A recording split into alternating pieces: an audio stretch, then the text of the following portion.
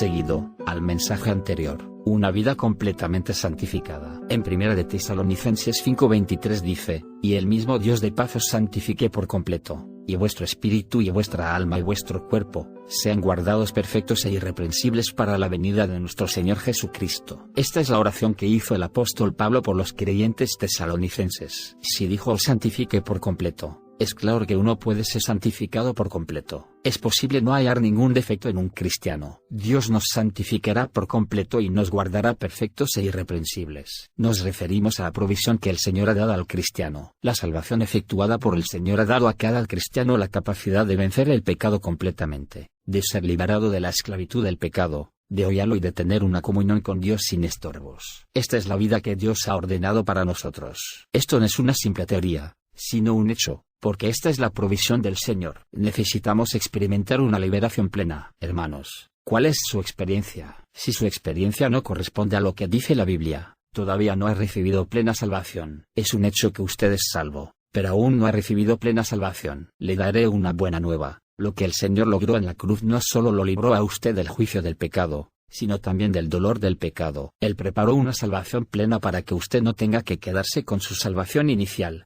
sino que pueda experimentar victoria diariamente mientras viva en la tierra. ¿Qué es la victoria? La victoria es lo que suple lo que nos falta en nuestra experiencia de salvación. Es cierto que muchos ya son salvos, pero algo les faltó en el momento de su salvación. Dios nos salvó y nos concedió su gracia. Él no tiene la intención de que vivamos errantes en la tierra. Él quiere que experimentemos una liberación plena. Necesitamos compensar lo que nos faltó porque no fuimos salvos de una manera apropiada cuando creímos. Necesitamos la experiencia de vencer, la cual repone lo que nos ha hecho falta. Hermanos, ¿acaso nos salvó Dios solo para que nos hallemos pecando y lamentándonos reiteradamente? Ya que el Hijo de Dios murió por nosotros, ¿permaneceremos en el pecado? Antes de ser salvos, estábamos esclavizados por el pecado. Ahora, después de ser salvos, ¿seguimos siendo esclavos del pecado? Antes de ser salvos, el pecado reinaba. Ahora que somos salvos, ¿debe seguir reinando el pecado? El pecado es diametralmente opuesto a Dios. No debemos permitir que quede en nosotros ni el menor indicio de pecado. ¿Haría Dios algo contrario a sí mismo? Por supuesto que no. ¿Cuán maligno es el pecado? Un pecado es un pecado, bien sea un pecado de nuestro carácter, una debilidad, un pecado del cuerpo, o un pecado de la mente. Digámosle al Señor, te doy gracias y te alabo. Lo que lograste en la cruz no solo me libró del castigo del pecado, sino también del poder del pecado. Quiera el Señor mostrarnos que nuestra experiencia de salvación no fue completa cuando creímos. Que nos muestre la necesidad de vencer. Hermanos, si nuestra experiencia no corresponde a la descrita en las Escrituras, significa que necesitamos vencer. Que el Señor brille sobre nosotros y nos ponga en evidencia. No debemos engañarnos a nosotros mismos diciendo que es inevitable que un cristiano peque. Ninguna otra palabra hiera el corazón del Señor más profundamente que esta. Hermanos, ¿conocemos la obra que Él realizó en la cruz? ¿Creen ustedes que el Señor fue a la cruz solo para dejarnos como estamos? No debemos mentir. No debemos jactarnos de que podemos refrenarnos o controlarnos. Refrenarnos y controlarnos no es victoria. La victoria del Señor aplasta por completo del pecado. El pecado está bajo los pies del Señor. Todos los que no hemos experimentado una comunión continua con el Señor ni hemos experimentado el poder que aplasta el pecado,